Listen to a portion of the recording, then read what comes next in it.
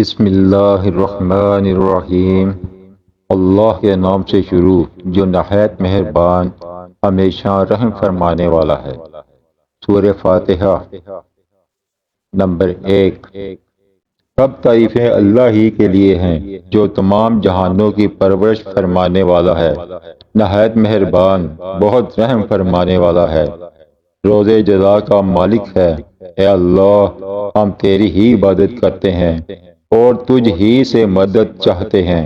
ہمیں سیدھا رستہ دکھا، ان لوگوں کا رستہ جن پر تو نے انعام فرمایا، ان لوگوں کا نہیں جن پر غضب کیا گیا ہے، اور نہ ہی گمراہوں کا۔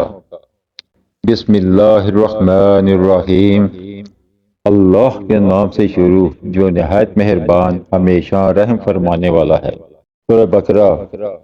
الف لام میم۔ حقیقی معنی اللہ اور رسول صلی اللہ علیہ وآلہ وسلم ہی بہتر جانتے ہیں۔ یہ وہ عظیم کتاب ہے جس میں کسی شک کی گنجائش نہیں۔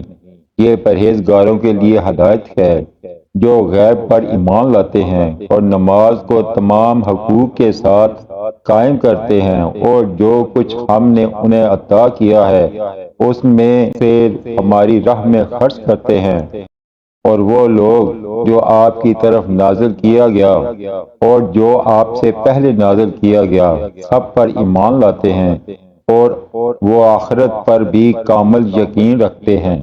وہی اپنے رب کی طرف سے ہدایت پر ہیں، اور وہی حقیقی کامیابی پانے والے ہیں۔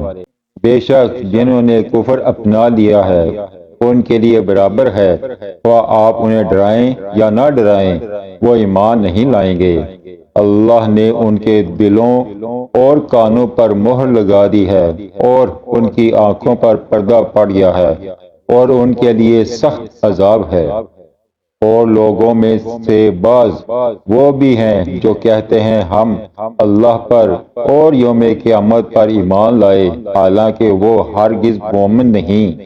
وہ اللہ کو یعنی رسول صلی اللہ علیہ وآلہ وسلم کو اور ایمان والوں کو دھوکہ دینا چاہتے ہیں، مگر فی الحقیقت وہ اپنے آپ کو ہی دھوکہ دے رہے ہیں، اور انہیں اس کا شعور نہیں۔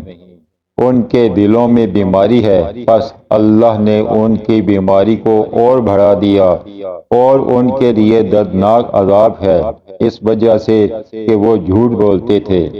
اور جب ان سے کہا جاتا ہے کہ زمین میں فساد برپا نہ کرو تو کہتے ہیں ہم تو اصلاح کرنے والے ہیں۔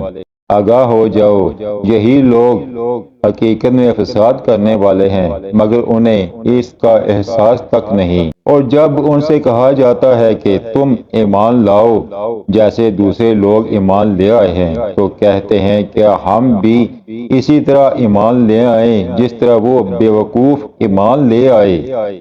جان لو بیوقوف در حقیقت وہ خود ہیں، لیکن انہیں اپنی بیوقوفی اور ہلکے پن کا علم نہیں۔